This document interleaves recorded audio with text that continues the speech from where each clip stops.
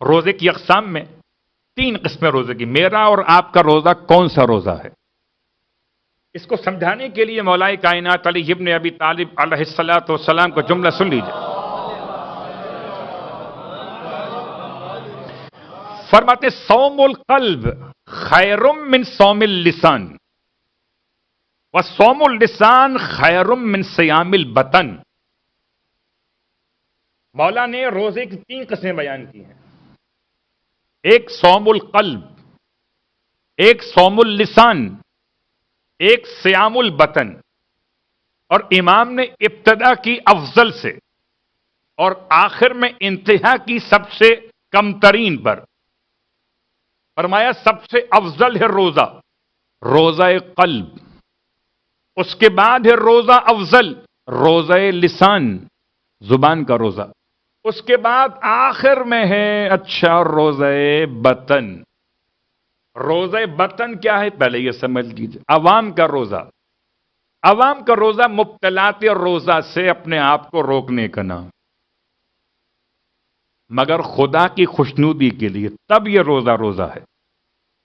9 چیزیں یا 8 چیزیں جیسے جیسے مراجع الزام نے فہرست کو بیان کیا آپ کے علم میں موجود ہے کہ اپنے آپ کو مبتلات روزہ سے روکیے تو آپ کا روزہ بطن ہے، پیٹ کا روزہ ہے.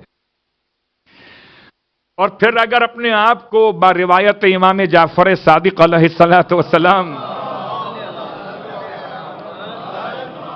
فَإِذَا صُمْتَ فَلْيَصُمْ سَمْعَكَ وَبَصَرَكَ وَإِذَا صُمْتَ. اور اگر تو روزے سے ہے، آپ اگر روزے سے ہیں تو آپ کو چاہیے کہ آپ کی بصارت اور آپ کی سماعت بھی روزے سے ہو.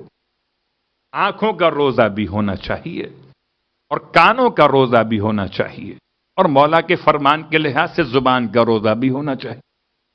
تو اگر شکم کو روکا مبتلات روزہ سے تو عوام کا روزہ ہے. اور اگر تمام تر منہیات سے خدا کی منع کی ہوئی باتوں سے آنکھوں کو روکا کہ دیکھے نہیں، کانوں کو روکا کہ سنے نہیں، زبان کو روکا کہ بولے نہیں، تو یہ خاص روزہ ہے. اور اگر تیسرا مرحلہ روزہ قلب، جہاں غیر خدا کا کوئی خیال ہی دل میں نہ آنے پائے، وہ روزہ خاص الخاص ہے. آپ سوچ رہے ہوں گے یہ 3 قسمیں میں نے کیوں بیان کی ہیں. قبلہ مجھے اور آپ کو روزہ رکھتے ہوئے کتنے سال ہو گئے؟ آپ بتائیے ہم اور آپ ابھی کون سے روزے پہ کھڑے ہوئے؟ صلوات پڑھے محمد والے محمد. کہاں کھڑے ہوئے ہیں؟ اور اس سے ہی بڑا جہاد سمجھتے ہیں کہ روزہ بطن ہی مکمل کر لے، پیٹ کا روزہ. ہم روزہ لسان کی طرف جا ہی نہیں پا رہے. اس لیے خدا سے اپنے حق میں اور آپ کے حق میں دعا کرتا ہوں کہ اس سال ماہ مبارکہ رمضان میں خدا مجھے اور آپ کو عوام کے روزے سے نکل کر کم از کم خواص کے روزے تک تو پہنچنے کی توفیق عطا فرمائے.